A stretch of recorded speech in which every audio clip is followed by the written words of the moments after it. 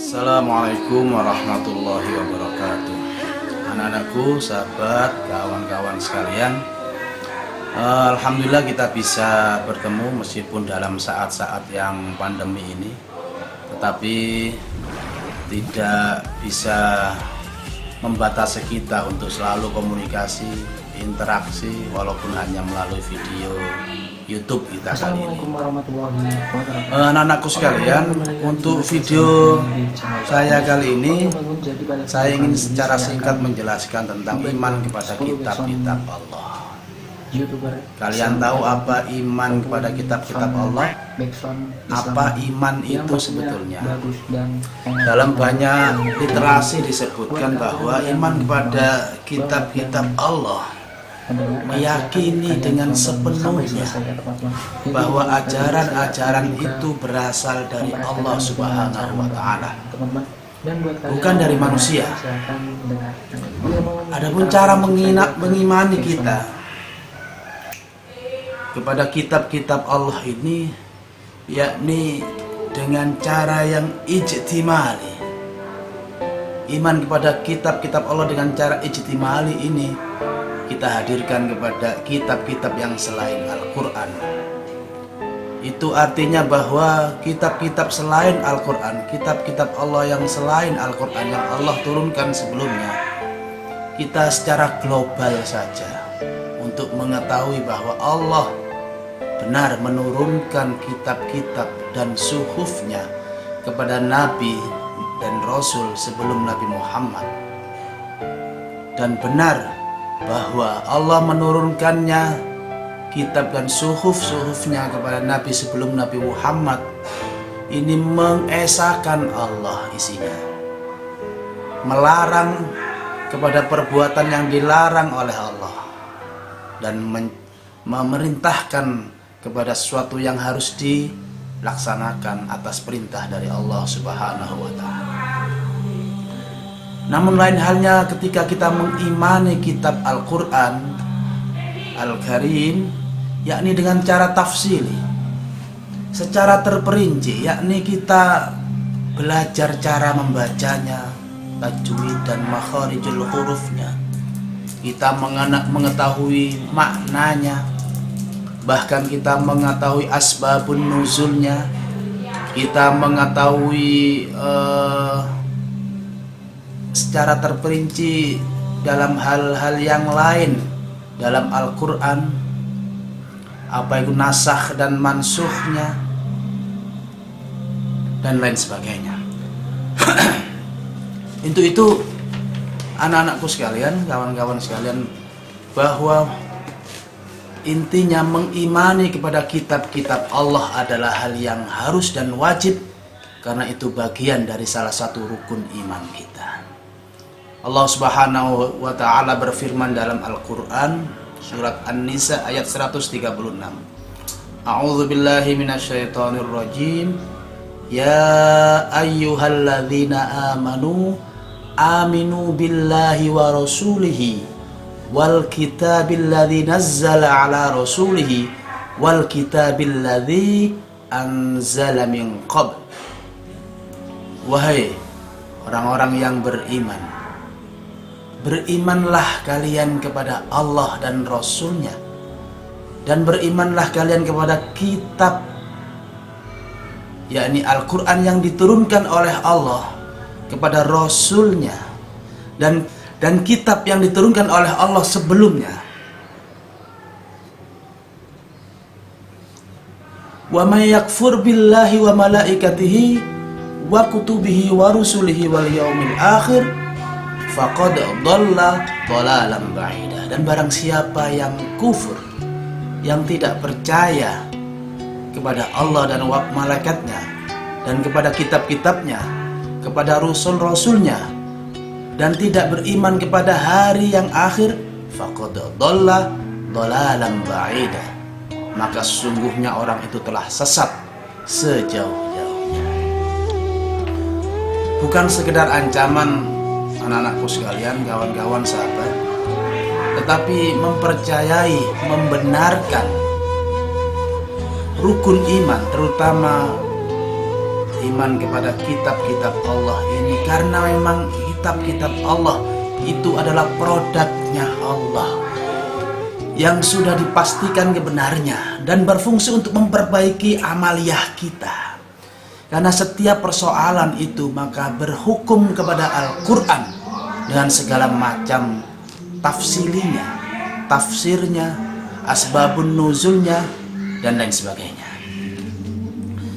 Dalam ayat lain Allah Subhanahu wa taala juga berfirman, inna hadza lafis suhufil ula suhufi Ibrahim wa Musa. Dalam Quran surat Al-A'la ayat 18 sampai 19. Allah Subhanahu wa taala berfirman, sesungguhnya ini benar-benar terdapat dalam kitab-kitab yang dahulu, yakni suhufnya Ibrahim dan Musa. Artinya ada juga Allah menurunkan itu berupa suhuf yang secara bentuknya berbeda. Suhuf itu adalah lembaran-lembaran wahyu Allah. Sedangkan Al-Quran itu adalah kumpulan wahyu-wahyu Allah yang kemudian pada akhirnya ini dibukukan yang lebih tebal. Rasul Muhammad SAW pernah bersabda yang diriwayatkan oleh Rawahul Muslim, Al-imanu an tu'mina billahi wa malaikatihi wa kutubihi wa rusulihi wal yaumil akhir wa tu'mina bil qadri wa khairihi wa syarrihi.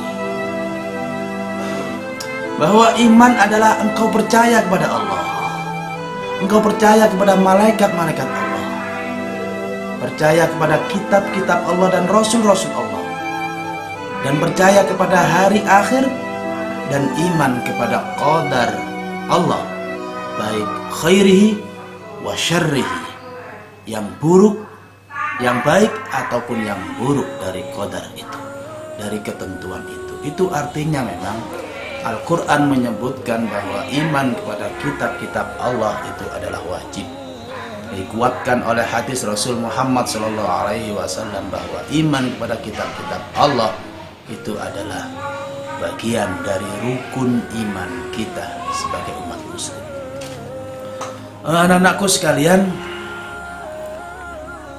apa saja kitab-kitab Allah yang diturunkan kepada Nabi dan Rasul Allah itu? Sebetulnya banyak, tetapi kemudian syariat mewajibkan setidaknya ada 4 kitab yang wajib kita ketahui. Yang pertama adalah kitab Taurat yang diturunkan kepada Nabi Musa alaihissalam dalam bahasa Ibrani. Berdakwah yang diturunkan kepada Nabi Musa dalam bahasa Ibrani, dan berdakwah kepada kaum Yahudi dan Bani Israel. Yang kedua, kitab Zabur. Kitab Zabur ini diturunkan oleh Allah kepada Nabi Dawud alaihissalam dalam bahasa Kipti. Zabur dalam bahasa Arabnya banyak diartikan sebagai Mazmur. Diturunkan kepada Nabi Dawud alaihissalam. Dan yang ketiga adalah kitab Injil. Kitab Injil ini diturunkan kepada Nabi Isa alaihissalam dalam bahasa Suryani, disampaikan kepada kaumnya, yakni Bani Israel.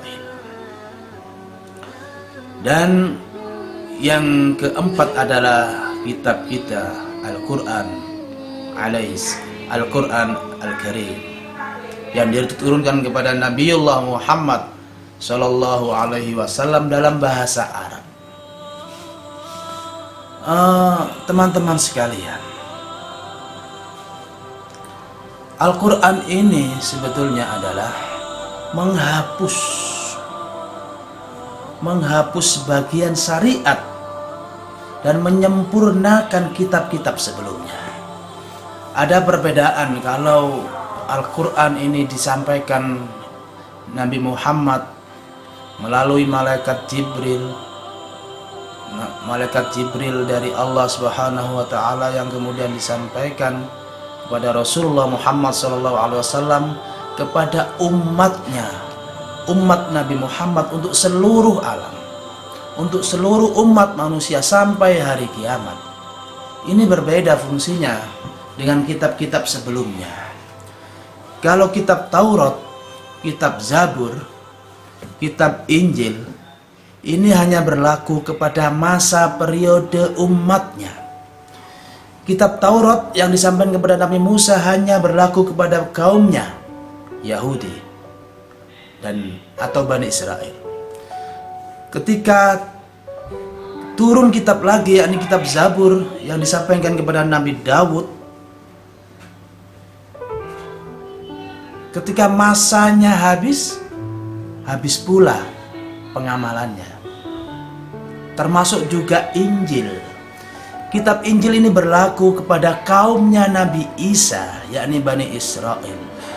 Ketika turun lagi kitab sesudahnya, yakni Al-Quranul Karim yang diturunkan kepada Nabi Muhammad SAW, maka periode Injil, periode Zabur, periode Taurat ini sudah berakhir. Al-Quran tinggal menyempurnakan kitab-kitab sebelumnya dan menghapus syariat yang sebelumnya. Kawan-kawan sekalian, apa sebetulnya fungsi dari Al-Quran ini?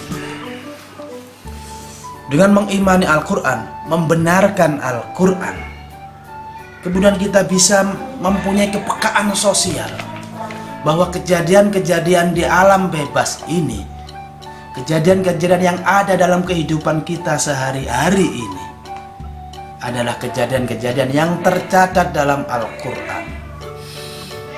Kebenarannya sudah ada dalam Al-Quran.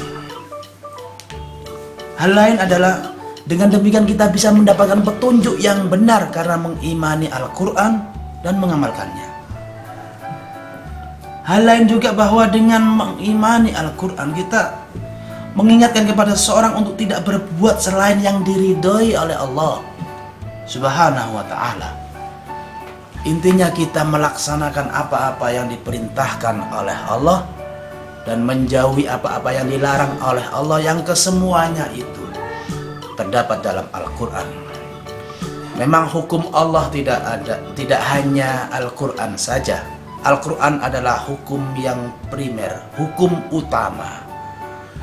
Tetapi Al-Quran perlu penjelasan, yakni Al-Hadis. Tetapi bagaimana kita bisa memahami dan mengerti Al-Quran dan Al-Hadis ini melalui penjelasan dari para ulama, penjelasan dan keterangan dari para guru-guru kita yang kompeten untuk menjelaskan tentang Al-Quran dan Al-Hadis. Jadi tidak mungkin kita bisa mengamalkan Al-Quran dengan belajar sendiri. Bisa jadi kita tersesat karena banyak bahasa-bahasa yang sangat kita tidak pahami, karena banyak hal-hal yang harus kita ketahui tentang konteks diturunkannya Al-Quran. Tidak hanya sekedar tekstual dari Al-Quran itu sendiri. Maka dari itu kita butuh seorang guru yang memang ahli di bidangnya untuk belajar mengajar tentang Al-Quran dan Al-Hadis. Para ulama kemudian bersepakat ijma tentang beberapa ilmu-ilmu dalam Al-Quran dan Al-Hadis yang dijelaskan oleh para ulama dalam kitab-kitab. Jadi tidak mungkin dan tidak bisa kita harus kembali langsung kepada ajaran Al-Quran. Itu artinya kembali kepada ajaran yang diterangkan oleh para ulama Jadi di video kali ini saya secara akan tafsili. mempraktekkan bagaimana cara mendownloadnya. Kawan-kawan Buat sekalian, kalian yang mau dengarkan silahkan dengarkan. kembali kepada Al-Quran, Kita langsung masuk saja ke kembali kepada Al-Hadis. Itu artinya belajarlah kita kepada ilmu yang sudah dijelaskan oleh para ulama dalam kitab-kitabnya. Tentu ulama-ulama yang memang betul-betul ahli dalam bidangnya. kiai-kiai yang betul-betul ahli dalam menjelaskan Al-Quran dan Al-Hadis.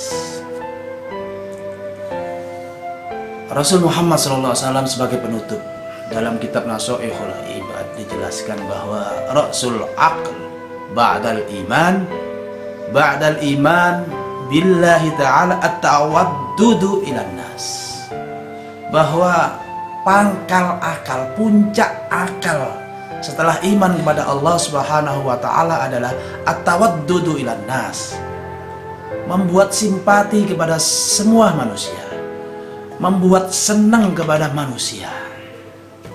Itulah puncaknya akal. Tidak mungkin kita kemudian berhukum kepada Al-Quran kemudian menciderai kepada manusia lainnya. Membuat senang kepada manusia lainnya adalah dengan berhati-hati membuat hukum Allah, berhati-hati dengan menjelaskan tentang Al-Hadis, sabda Rasulullah, dengan berpedoman pada keterangan para ulama, sehingga apa yang kita ucapkan, sehingga apa yang kita lakukan betul-betul sesuai dengan sanad keilmuan yang mata rantainya nyambung sampai kepada Rasulullah, sehingga apa yang dilakukan oleh Rasulullah, karena Rasulullah itu adalah Al-Quran, maka keterangan para ulama ini sesuai dengan apa yang dilakukan oleh Rasul Muhammad Sallallahu Alaihi Wasallam. Saya kira demikian anak-anakku sekalian, mudah-mudahan kita mengetahui dan percaya bahwa Allah Subhanahu wa taala menurunkan Al-Quran, menurunkan kitab-kitab sebelumnya untuk kita percayai, untuk kita imani.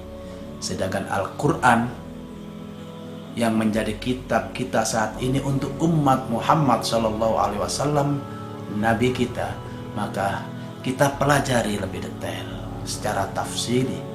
Kita belajar pada para kiai, kita belajar kepada para ulama, sehingga dengan demikian kita tidak salah paham memahami isi dan kandungan dari Al-Quran. Kurang lebih mohon maaf. Wallahul muwaffiq ila aqwamit thoriq. Wassalamualaikum warahmatullahi wabarakatuh.